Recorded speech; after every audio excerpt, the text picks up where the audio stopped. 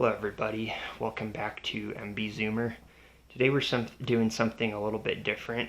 I'm giving the Sur-Ron videos a quick rest to focus on some of my other hobbies, one of which is brewing, and in this video I would like to show you all how to make a fermenter for less than $10. So this is something that you're going to use for fermented beverages, say beer, wine, mead, any of those things. And you need to give it some time for the yeast to convert sugars into alcohol in a contained environment without any environmental bacteria or fungi coming into your brew to contaminate it. So that's why we need a fermenter that's going to hold the total volume of your brew, as well as an airlock that's going to allow gas to escape and nothing to enter. So if you aren't familiar with this, the basics of fermentation are when you give yeast sugar, they're going to break down the sugar and they spit out ethanol as well as carbon dioxide from breaking down that sugar. So your ethanol is the product you want. That's going to be the alcohol that's in your beer or the alcohol that's in your wine. The CO2 you don't really want, so you need to off-gas that because the yeast are going to produce quite a large amount of CO2, which is why we need some kind of air outlet rather than just a sealed bucket, because if you didn't add this airlock and you just sealed the bucket up, your bucket's going to explode after a while.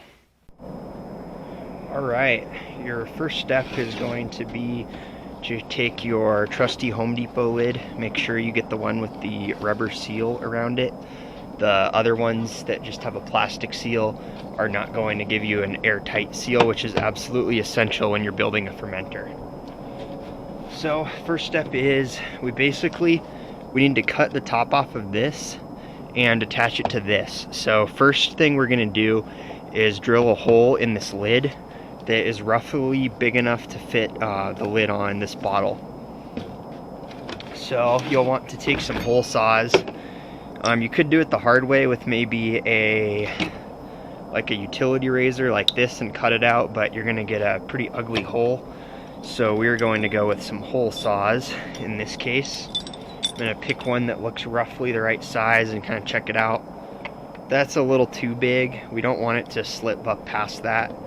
So I'm going to go a size smaller and see how that fits. So that looks alright. I'm not sure if I want to go with that size or maybe one more size down. How about this one? So that's going to be a bit too small, so I'm going to go with that medium one there.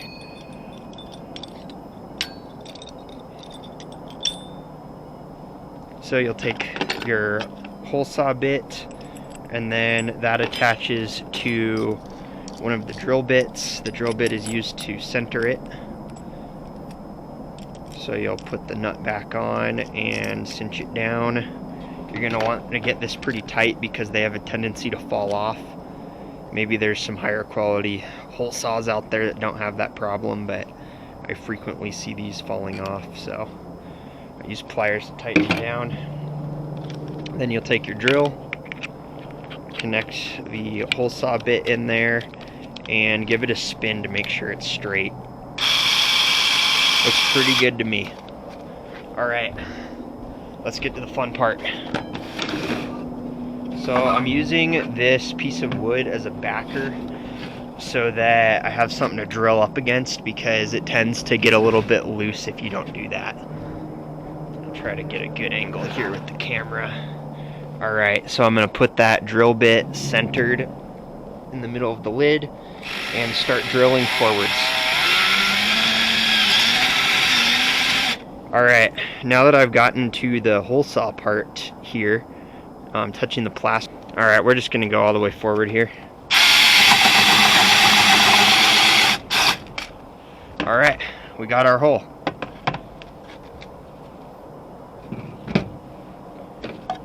Next step is going to be taking your bottle here. The only thing we need this for is the threads on the cap part. So I'm just going to go right up near the top. You don't want to cut too close to the top because we can trim away later, but you can't add more after you've already cut. So we'll slice that off. We can throw this away, and this is the only piece we need. So this part is going to fit right up through here, and then we're going to glue it, which I'll show you in a minute. Alright, so next up we're going to be carving this down so that it just barely is larger than this hole, because we want it to act as a stopper.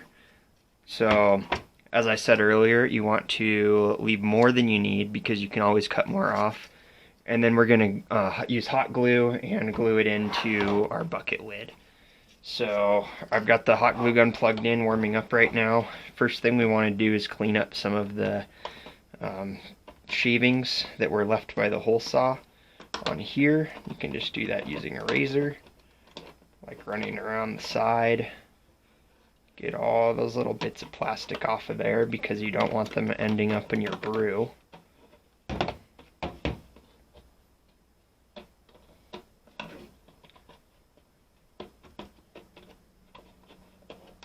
Doesn't need to be perfect, just good enough. Alright, I'm happy with that. So then next what we're going to do is sort of examine the diameter of the cap and everything, and we want to cut this just slightly larger than that. So I'm going to go in. Plastic gets pretty hard near the top of the bottle.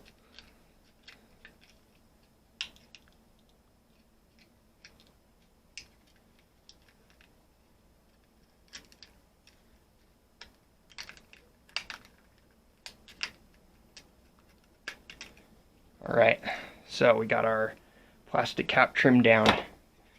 Next thing we're going to do is pull the cap off. I'm going to cut this plastic ring off as well, since we won't be needing that anymore.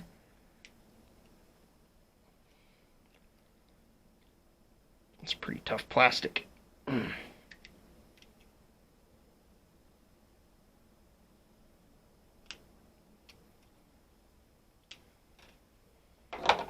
And then I'm basically just going to jam this through. It should be a tight fit. So there we go. It actually looks like I cut this plastic around here a little bit too small, but don't worry because we have glue to fill the hole. So now it's time to get on to the gluing part. What I'm going to do is basically hold this up a little higher than it needs to go and glue all the way around.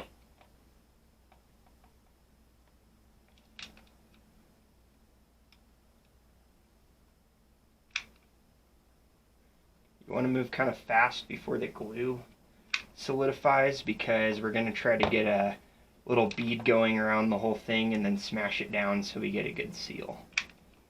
And you're probably going to want to use a decent amount of glue so that you can ensure that no air is going to leak out of there. And I'm out of glue, so you always want to make sure you got an extra glue stick on hand in case that happens. So we're reloaded.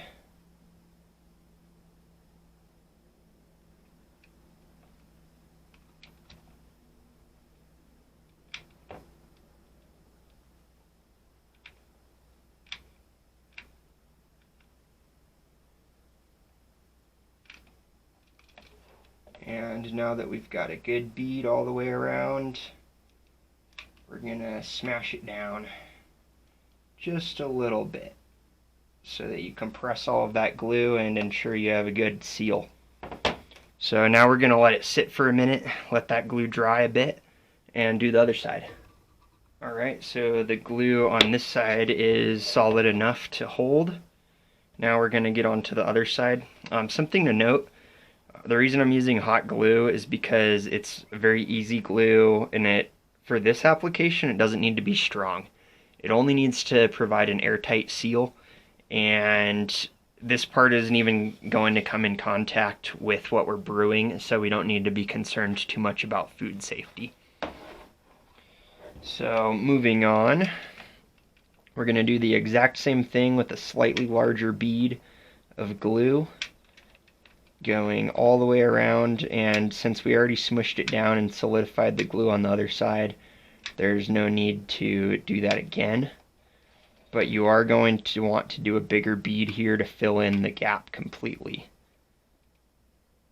Gluing both sides is what's going to help ensure that you're getting an airtight seal, just because this is an imperfect art and we're not working with, stainless steel and rubber gaskets and all that, so we'll just do our best.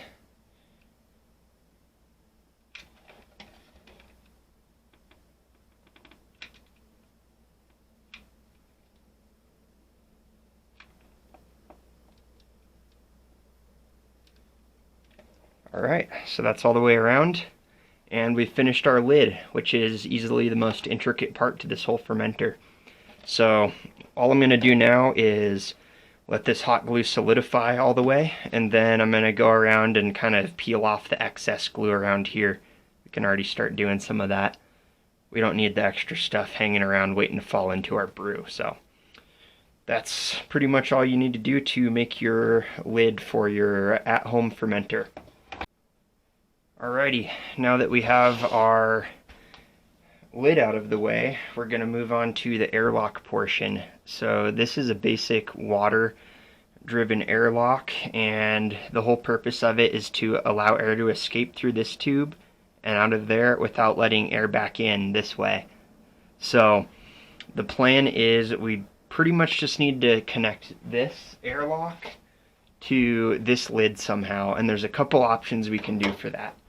If you happen to have some of these stoppers with the hole in them laying around, they're pretty common in brew shops, you can just jam it in there and it'll form a pretty good seal, and then you can just stick your airlock in here. However, I'm going to show you sort of the poor man's way to do this, so we're going to put this aside for a minute. We're not going to use one of these, as cheap as they are. We're going to use the lid that came on the bottle that we used to make our threaded lid seal.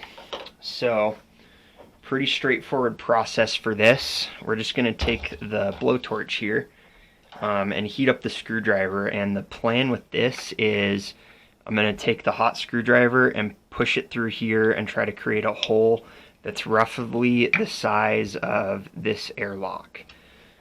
You could also do this with a drill or a razor again, but typically melting plastic gives you a cleaner hole than cutting it does. So I'm just using a blowtorch for this. You could use a jet lighter or something similar. Keep in mind, if you're indoors, you don't want to operate a blowtorch like this for too long, because it does release low levels of carbon monoxide, and that will kill you if you breathe in too much of it. Same with melted plastic. Alright, so that should be hot enough. I'm going to try not to burn myself here. We're basically just going to push this through the center, slowly melting it. And then I'm going to go around in a few circles to try to widen the hole, because this screwdriver on its own is not big enough. So we're getting wider and wider. Still want to go some more. Again, make sure not to burn yourself. It would hurt very badly.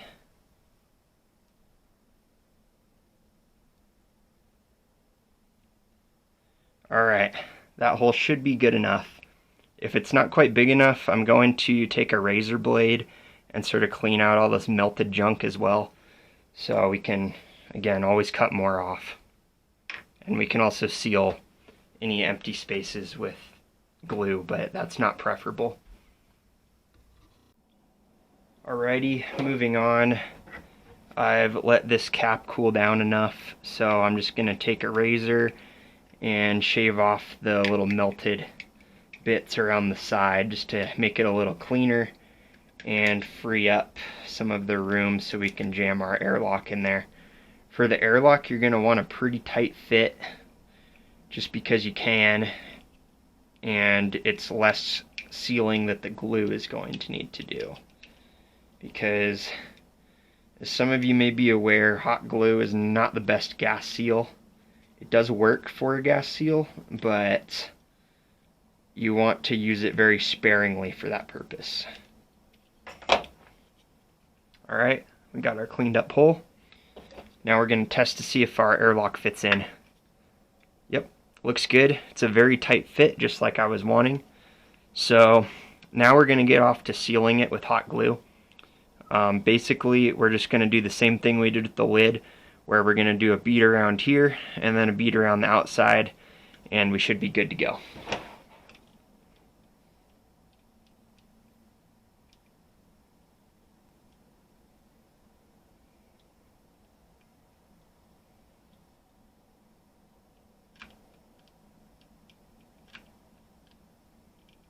We're running out of glue again. I'm going to need to grab some more glue real quick.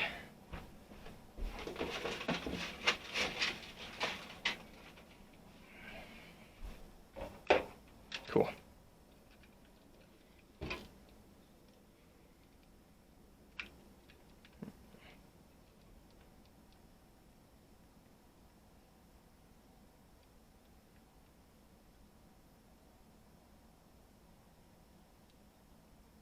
Alrighty, and I'm going to go over a little bit of it one more time just to make totally sure that we have a seal. And inside's done. Now I'm just going to make sure it's straight. It looks pretty good to me.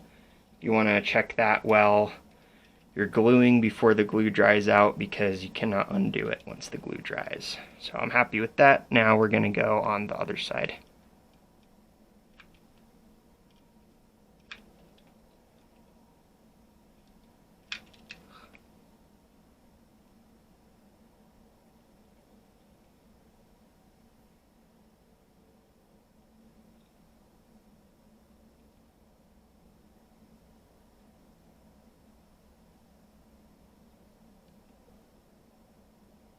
Alright, so we're all sealed up. Now I'm just going to let that sit on its own and harden, and then we will be good to go for assembling the final fermenter. So now we're ready to do the final assembly for our fermenter, and I'm going to talk about the overall cost of this project. So this bucket I got from Home Depot.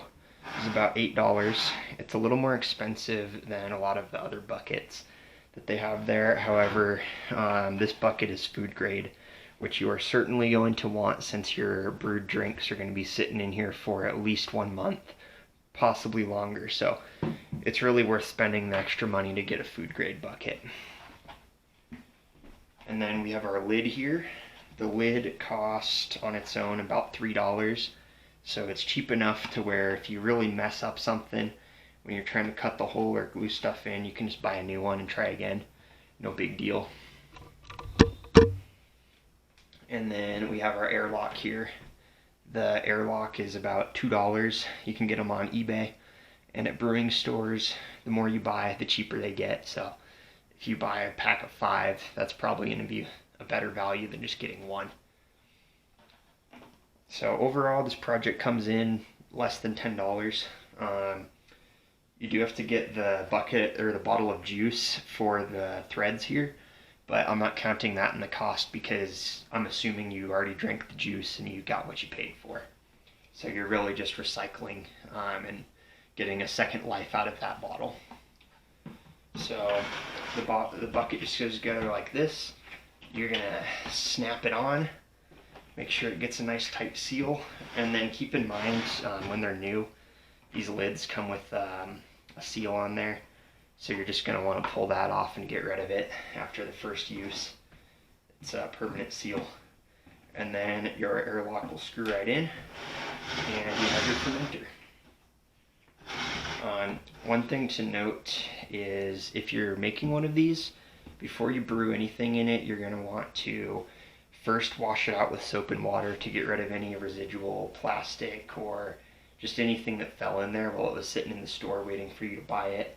And then the other thing is right before you brew, you want to go in with some 70% isopropanol or 70% ethanol and just give every interior surface a good wipe down Again, you're going to want to give the inside of the lid a good wipe down with ethanol or isopropanol inside of here, as well as give this guy a quick rinse with it as well. So that's pretty much straightforward how you're going to make a fermenter for under $10. I've been using these for several years now and they work very well. Pretty much the cheapest fermenter you can make. It's not necessary to go buy a $100 giant glass fermenter when you can just do this for way cheaper. Some things you do want to ferment only in glass bottles because some of the plastic will sort of leach into it, or the last thing you fermented will get trapped in the plastic, and maybe you're trying to brew beer but it ends up smelling like wine because you made wine in your fermenter last. So glass is better. But if you're operating on a budget and you're not too concerned about having it sit in the fermenter for 4 or 5 months for something like wine, then you can go ahead and make one of these for a quick and dirty fermentation. I suggest not filling this up all the way when you are fermenting in it, because you're going to have a certain level of bubbles coming up. And if you've ever brewed before and it's bubbled over, you get it coming out of the airlock, it's a huge mess. It puts super nasty bubbles from your brew all over the place. It's the last thing you need. So even though this is a 5-gallon bucket, I would only recommend doing maybe 4.5-gallon fermentation max. So thank you for watching my video. I hope you learned something, and please let me know if you have any suggestions in the comments. Don't forget to leave this video a like. And thank you for tuning in to MB Zoomer. Did something a little bit different today.